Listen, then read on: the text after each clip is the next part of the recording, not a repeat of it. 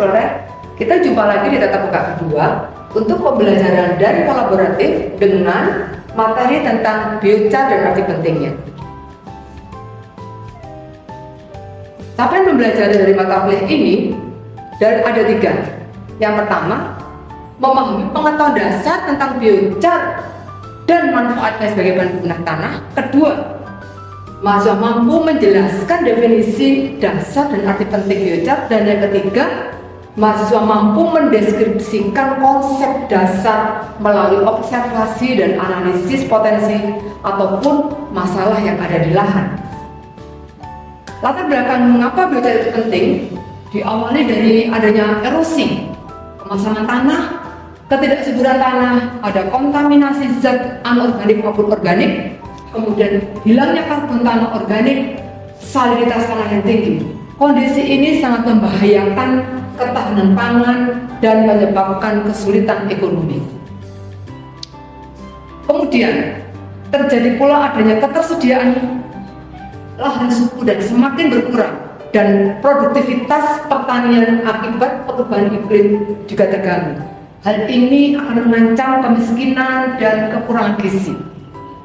Penggunaan limbah ternak dan sisa tanaman juga akan meningkatkan emisi gas metana maupun gas CO2. Kondisi demikian perlu kita untuk mempertahankan ataupun juga menurunkan konsentrasi karbon dioksida di atmosfer supaya sistem penyimpanan karbon dalam kurun waktu yang lebih lama. Timbulan sampah secara nasional bisa mencapai angka 69,2 juta ton atau sekitar 35,48%, dan ini masih belum terkelola. Data ini diambil pada tahun 2019.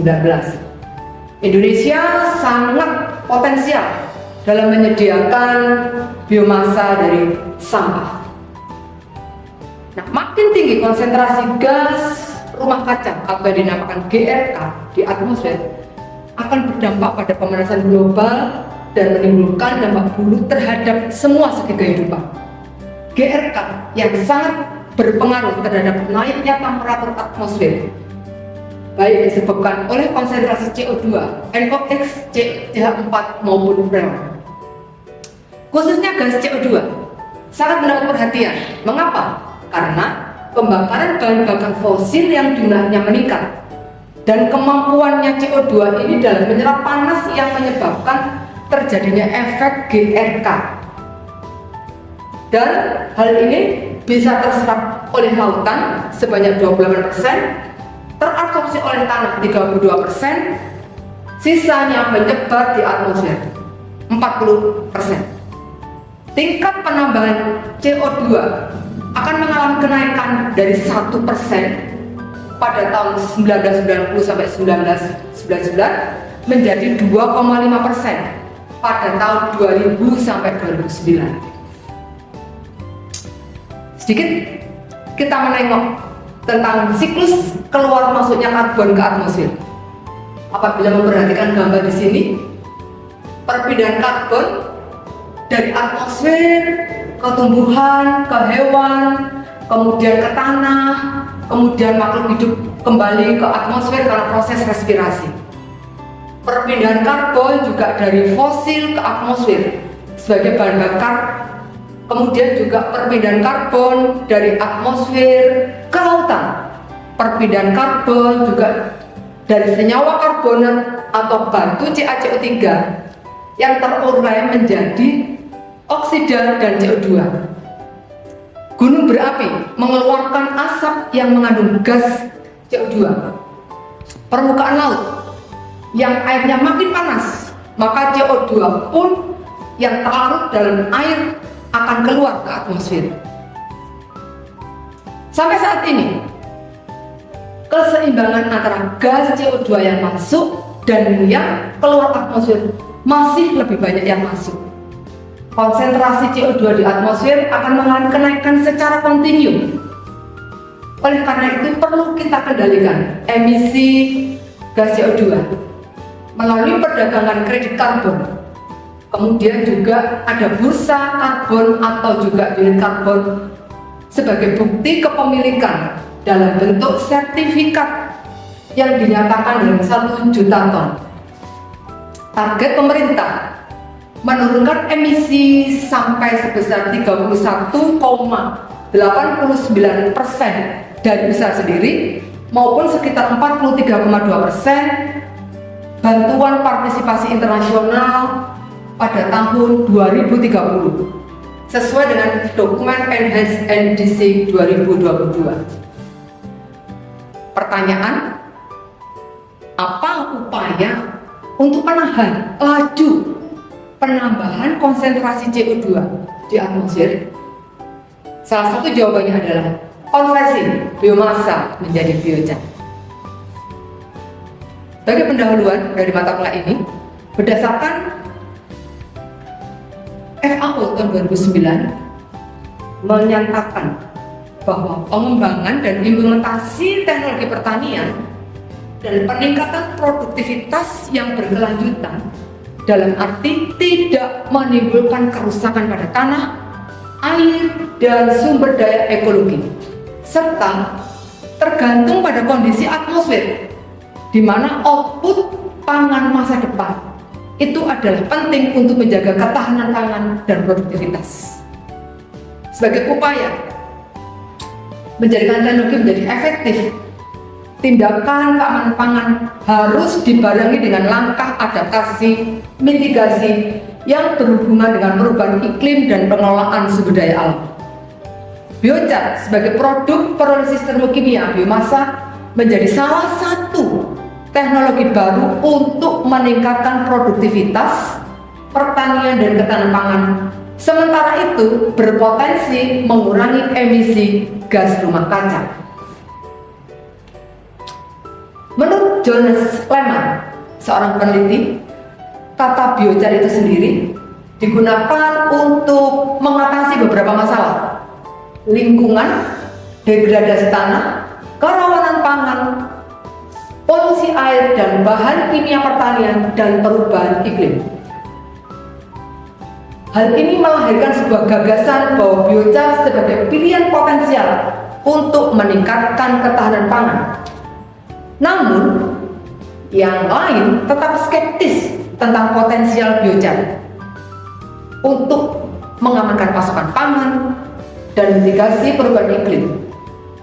Produksi dan aplikasi biocat dalam konteks global muncul sebagai strategi win-win untuk produktivitas pertanian, kelestarian lingkungan, dan mitigasi perubahan iklim. Konsep modern biocat untuk amandemen tanah berasal dari Amazon, arang dari biomasa yang dibakar secara tidak sempurna seperti dari kayu pada kebakaran rumah, tangga, dan pembakaran jerami tanaman telah berlangsung selama ribuan tahun. Dan hal ini telah menghasilkan tanah yang dinamakan terra preta. Secara harfiah artinya adalah tanah hitam. Tanah ini sangat subur, mengandung kadar bahan organik dan unsur hara yang tinggi bila dibandingkan dengan tanah yang berdekatan dan sekarang digunakan untuk memproduksi tanaman buah. Pendekatan biocat ini sebetulnya merupakan konsep kuno, namun baru dalam pemikiran, memberikan solusi praktis untuk mengatasi ketahanan pangan, krisis bahan bakar, dan masalah iklim. Orang Indian Amazon menggunakannya untuk menghasilkan tanah preta yang 1000 tahun setelah penciptaannya tetap lebih subur daripada tanah di sekitarnya. Ingat bahwa elemen kunci dari teknologi biocat ini adalah pembuatan arang. Di dalam pembuatan arang ini akan melibatkan pemanasan bahan organik tanpa oksigen. Ada banyak produk penting dari proses pembuatan arang, termasuk gas sintesis yang dapat digunakan untuk menghasilkan minyak, pengganti solar, dan juga arang itu sendiri.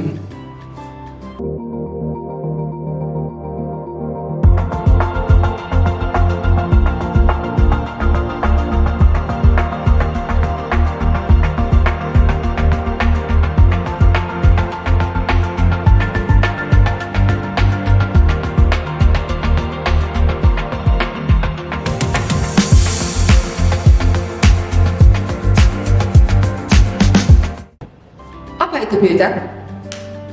Biochar adalah produk kaya karbon yang diproduksi melalui dekomposisi termal bahan organik. Biomasa atau bahan organik, baik itu dari kayu, pupuk kandang atau tanaman sisa dan lain-lain, yang dipanaskan dalam wadah yang tertutup dengan sedikit atau tidak ada udara pada suhu di atas 250 derajat Celcius dan kurang dari 700 derajat Celcius. Prosesnya dinamakan carrying atau pyrolysis, juga digunakan untuk membuat arang. Apa itu biochar? Menurut International Biochar Initiative pada tahun 2013, mendefinisikan biochar itu sebagai bahan padat yang diperoleh dari konversi termokimia biomasa di lingkungan yang terbatas oksigennya.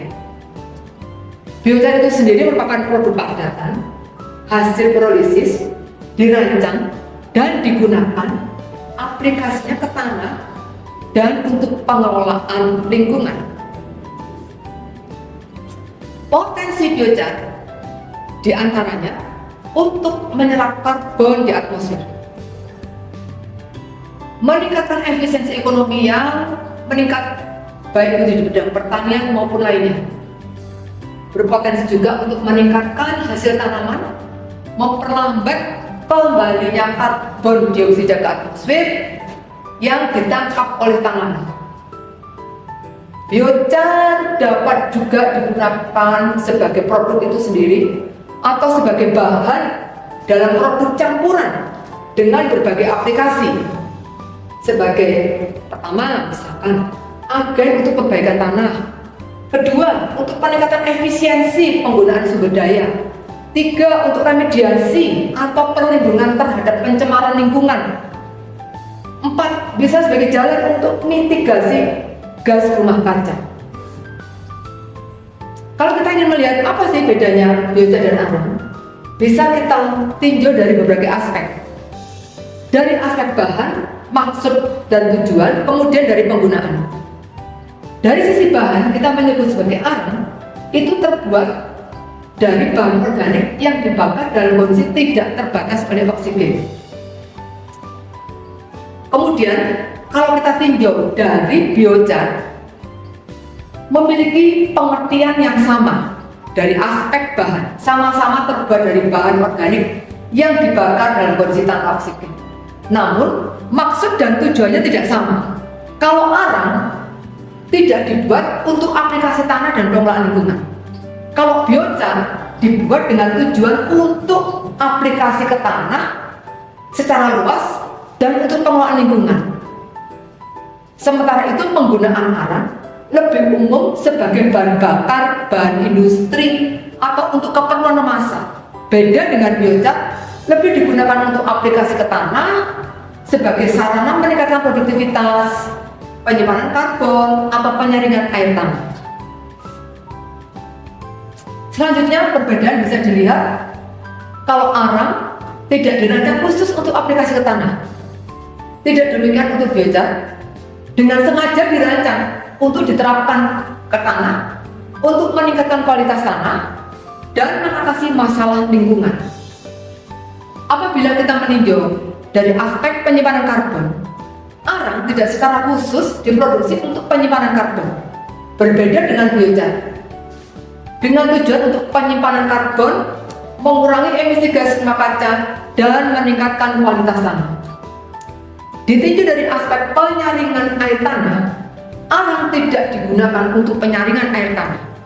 Namun kalau biochar memang digunakan untuk tujuan penyaringan tanah, air tanah. Nah, berdasarkan data dari NDS tahun 2012, efisiensi konversi biomasa, karbon, nitrogen, dan fosfor selama terjadinya pyrolysis dapat dilihat pada gambar tersebut. Antara biomasa dikonversi dalam proses pyrolysis berubah menjadi biochar dengan prosentase karbon, nitrogen, fosfor yang sudah berubah. Sekarang kita akan melihat ada beberapa istilah ataupun nomenklatur biochar dan bahan terkait dengan struktur karbon pirogenik. Yang pertama ada istilah hidroker. Apa itu hidroker? Adalah produk padat karbonisasi hidrotermal. Berbeda dari biochar karena proses produksinya dan sifatnya. Karbonisasi, bukan pirolisis. Memiliki rasio hidrogen dibanding dengan karbon lebih tinggi dan lebih rendah aromatisitas dari biochar, serta sedikit atau tidak ada struktur cincin aromatik yang menyatu.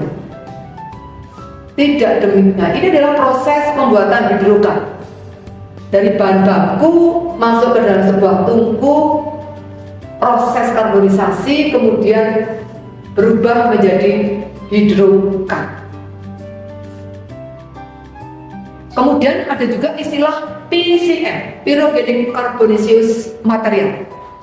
Ini adalah istilah yang lebih umum untuk semua bahan yang dihasilkan dengan konversi termokimia dan mengandung beberapa karbon organik seperti arang, biochar, karbon hitam, jelaga maupun karbon aktif. Demikian juga istilah char, ya, didefinisikan sebagai materi yang dihasilkan oleh proses pembakaran yang tidak sempurna yang terjadinya di alam dan merupakan bahan buatan manusia.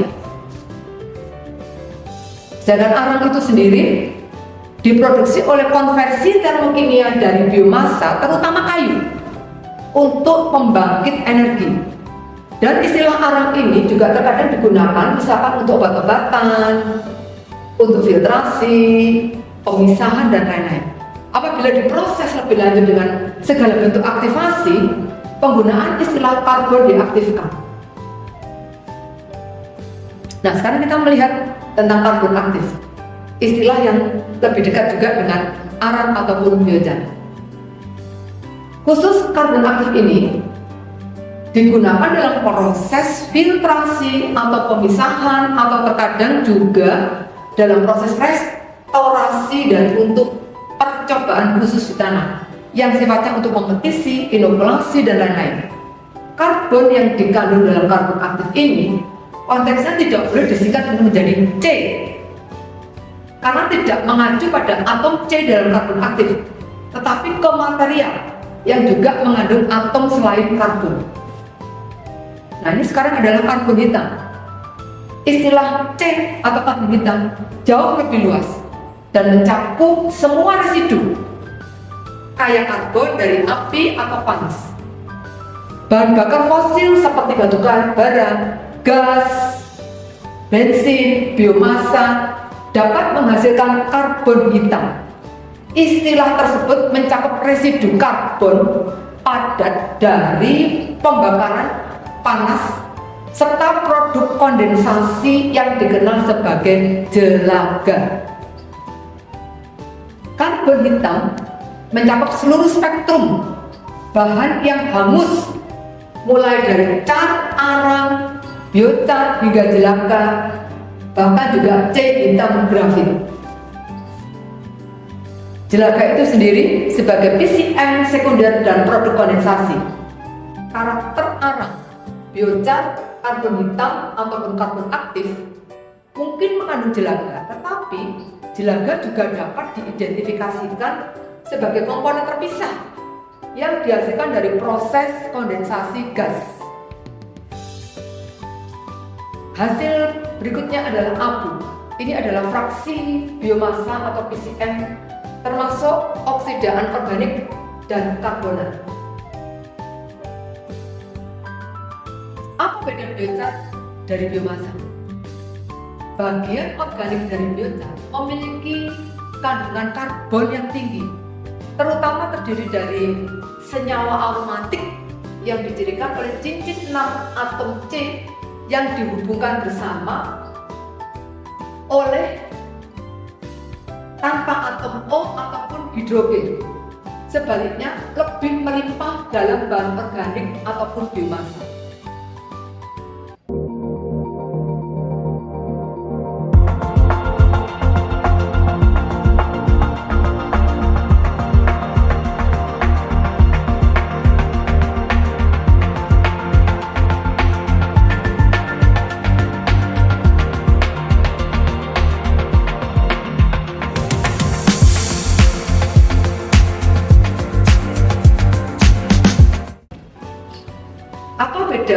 dengan batu bara, istilah biochar sebelumnya telah digunakan dalam kaitannya dengan produksi arang.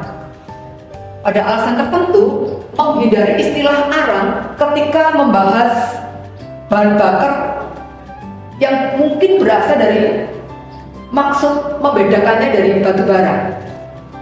Nah, batu bara itu sendiri dibentuk sangat berbeda dari arang dan memiliki sifat kimia dan fisik yang terpisah. Meskipun dalam kasus yang sangat spesifik, perbedaan sifat dapat menjadi kabur. Istilah arang untuk bahan organik yang terbakar atau hangus sebagai sumber energi. Apa beda pirolisis dari pembakaran? Istilah pirolisis untuk sistem bioenergi yang menangkap gas-gas yang dikeluarkan selama pengarangan dan digunakan untuk menghasilkan hidrogen, syngas, biominyak, panas, ataupun listrik. Sedangkan istilah pembakaran lebih digunakan jika tidak ada arang yang tersisa. Dengan substrat organik seluruhnya diubah menjadi abu yang tidak mengandung karbon organik dan berwarna putih. Pembakaran sangat berbeda dengan pengarangan dan pirolisis. Tidak hanya dalam kaitannya dengan residu abu padat dan hal produk gas yang dihasilkan. Arti penting penggunaan biochar bisa kita lihat dari penggunaan untuk perbaikan tanah. Dalam hal ini diperuntukkan untuk meningkatkan produktivitas, mengurangi polusi. Tetapi juga arti penting ditinjau dari sisi produksi energi, ditinjau dari pengelolaan lingkungan dan bagaimana limbah itu dikelola sampai kepada mitigasi perubahan iklim. Nah, untuk mencapai tujuan yang saling melengkapi di antara aspek-aspek tersebut dan perlunya sinergis ketika kita menggunakan biochar itu di aplikasi di lapangan. Yang secara individu masing-masing ataupun kombinasi harus memiliki manfaat sosial tentunya dan finansial untuk keduanya. Biochar sebagai pembenahan tanah. Perbaikan tanah merupakan kebutuhan di banyak wilayah di seluruh dunia. Kurangnya ketahanan pangan sangat umum terjadi di Sub-Sahara Afrika dan Asia Selatan, dan juga menimbulkan malnutrisi masing-masing sebesar 32% dan 22% dari total populasi. Sementara itu malnutrisi menurun di banyak negara di seluruh dunia dari tahun 90 hingga 92 hingga 2001 sampai 2003. Banyak negara di Asia, Afrika, atau Amerika Latin telah mengalami peningkatan berdasarkan data FAO tahun 2006. Adanya revolusi hijau diprakarsai oleh peraih Nobel Norman Borlaug. Pusat Internasional untuk Perbaikan Jagung dan Gandum yang ada di Meksiko selama tahun 1940 telah sukses besar dalam meningkatkan produktivitas pertanian di Amerika Latin dan Asia. Keberhasilan ini terutama didasarkan pada teknologi pertanian yang lebih baik, seperti varietas tanaman yang lebih baik, irigasi, input pupuk, dan pestisida. Tanah yang lestari itu juga sebagai manajemen baru diminta untuk menciptakan revolusi hijau ganda yang mencakup teknologi konservasi. Bagaimana dengan fungsi biochar untuk mengelola limbah? Mengelola limbah dan tanaman dari pertanian menimbulkan beban lingkungan yang sangat signifikan. Hal ini menyebabkan pencemaran air tanah dan permukaan. Limbah serta produk samping lainnya adalah sumber daya yang dapat digunakan untuk proses pirolisis bioenergi. Pengelolaan sampah organik yang tepat dapat membantu mitigasi perubahan iklim dan secara tidak langsung dapat menurunkan emisi gas metana dari tempat pembuangan akhir. pengelolaan sampah juga bisa mengurangi penggunaan energi dan emisi industri karena daur ulang dan pengurangan limbah. Memulihkan energi dari limbah, meningkatkan sekuestrasi karbon di hutan karena ada penurunan permintaan akan kertas mutu. Demikian juga penurunan energi yang digunakan dalam pengangkutan limbah yang berjarak jauh. Bagaimana dengan biochar untuk menghasilkan energi, menangkap energi selama produksi biochar, dan sebaliknya menggunakan biochar yang dihasilkan sebagai aman dari tanah, saling menguntungkan, baik untuk mengamankan produksi dan menghasilkan biomasa, mengurangi emisi secara keseluruhan, kemudian juga menguntungkan untuk menambahkan biochar, mengurangi efisiensi energi produksi bioenergi, namun juga mengurangi emisi yang terkait dengan penambahan biochar ke tanah tampaknya lebih besar daripada penggantian kerugian bahan bakar fosil dalam penggunaannya sebagai bahan bakar. Biochar untuk perubahan iklim, menambahkan biochar ke tanah sebagai cara untuk menyerap CO2 di atmosfer. Hal ini mewakili sekuestrasi dengan dua persyaratan yang harus dipenuhi. Yang pertama, tanaman harus ditanam dengan kecepatan yang sama saat mereka sedang dibakar, karena langkah sebenarnya CO2 di atmosfer menjadi bentuk C karbon yang dihasilkan melalui fotosintesis pada tumbuhan.